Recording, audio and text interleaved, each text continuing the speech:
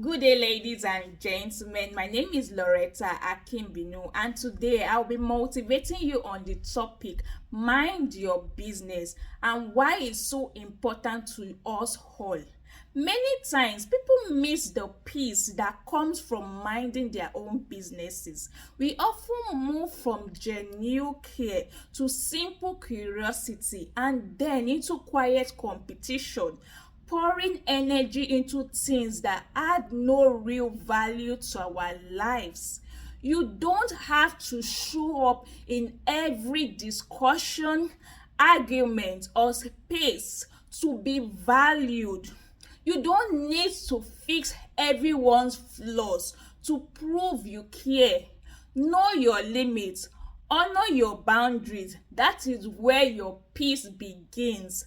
In a world overflowing with noise, you can still choose peace. Through mindfulness, intentional communication, you create space to care for others without losing yourself.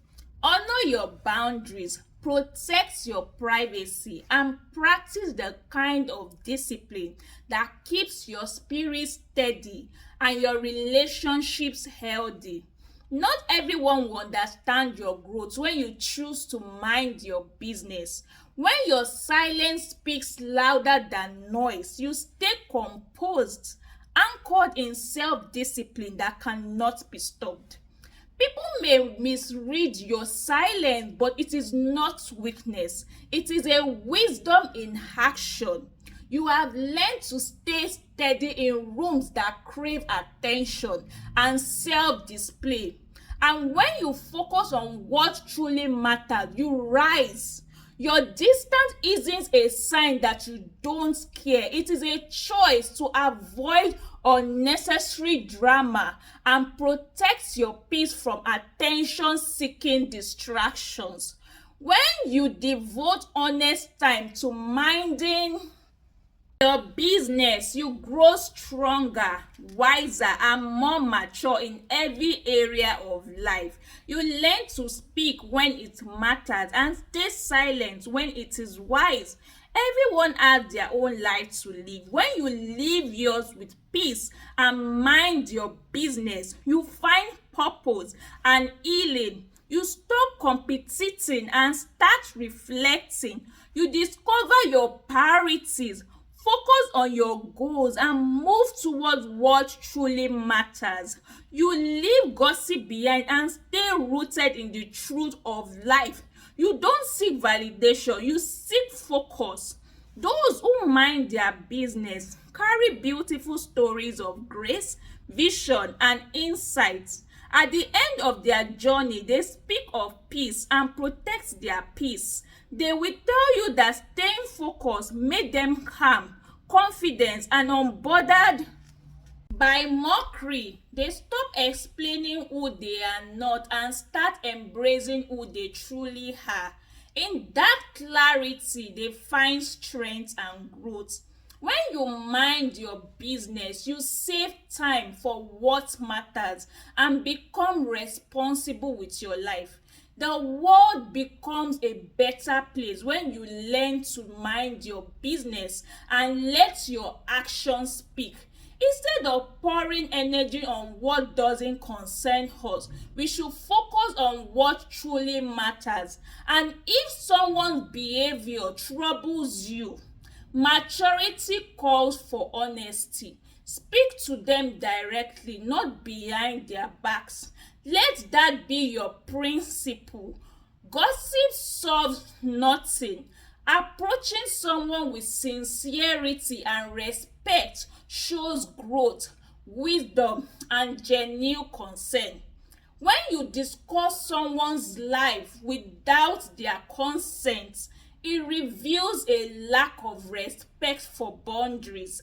Minding your business is a mark of wisdom and self-control. Here is the honest truth. Minding your business doesn't silence your voice. It strengthens it. It leads to a peace that helps you speak when it matters and stay silent when it doesn't. The choice is yours. Decide today to guide your peace and stay focused on your purpose. Start by respecting your own boundaries and practicing a discipline that honors your privacy and self-respect. Protect your peace by choosing what truly matters over distraction of life. If you truly care about someone, let your concern take the right channel. Speak with respect, not curiosity. Let your ears become gates for healing, not gossip. Care by praying for people in their struggles, supporting them quietly and keeping their dignity intact. The peace that comes from minding your own business is not a flaw, it is a virtue worth cultivating. Learn to live a life that chooses silence over noise and purpose over pressure. Thank you for listening to my talk on Mind Your Business Part 1. I look forward to sharing more with you from a Christian perspective in my next video. May God bless you as you patiently listen and reflect on this message. Bye.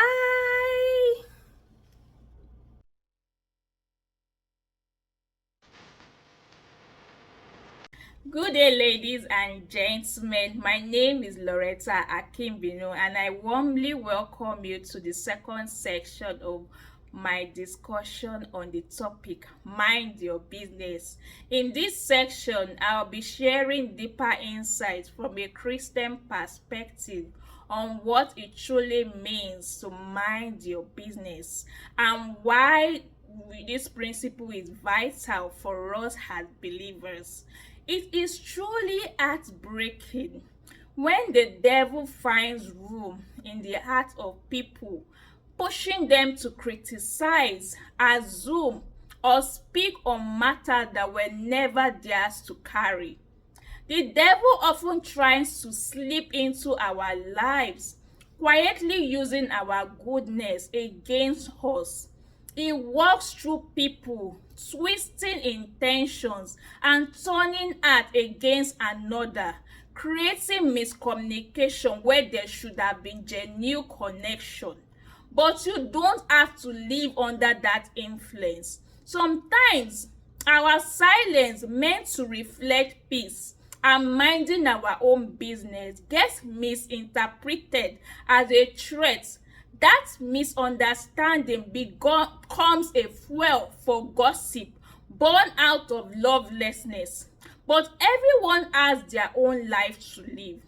When you live yours without peace, without boundaries, and without minding your own business, you give the devil room to operate. You start losing purpose and healing, and instead of reflecting, you start competing.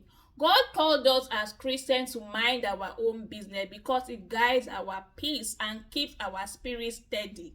You came into this world with a purpose uniquely crafted by God, a purpose no one else can carry. When you step outside that purpose, you slip into backbiting, mocking, and criticism, attitude that does not reflect Christ and do not honor God.